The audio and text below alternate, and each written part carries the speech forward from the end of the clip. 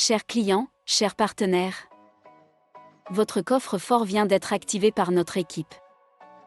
Nous allons revenir sur le principe de validation des bulletins avant le dépôt sur l'espace salarié.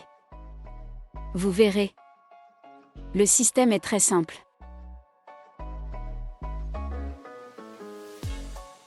Pour commencer, il suffit de vous connecter sur le site d'Escre à l'adresse qui figure dans la présentation. Nous vous invitons à conserver ce site dans vos favoris pour simplifier les futurs accès. L'identifiant et le mot de passe seront transmis par mail directement par notre équipe lors de l'activation de votre compte. Dans le menu d'accueil, vous pourrez voir le nombre de salariés actifs. Avec le coffre-fort, nous avons deux possibilités. La première, le salarié accepte le coffre-fort et dans ce cas vous déposerez directement le bulletin sur son espace.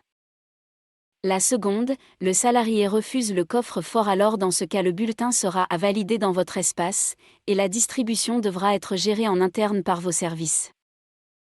Nous avons éventuellement l'option d'activer l'envoi automatique du bulletin par voie postale. Ceci est facturé en supplément. Sur la partie inférieure, vous verrez les dépôts validés précédemment. Pour valider les bulletins que notre équipe a préparés, il convient de cliquer sur le bouton Publipostage en haut à gauche. Vous pourrez voir dans l'onglet « En attente de validation » qu'il y a une action en attente.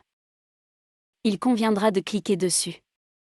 Dans la partie centrale, vous pourrez consulter et accéder aux détails des périodes de traitement ainsi que de la volumétrie des dépôts effectués.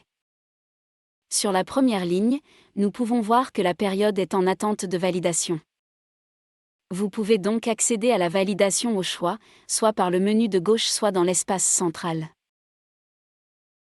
Vous aurez à ce stade plusieurs actions possibles.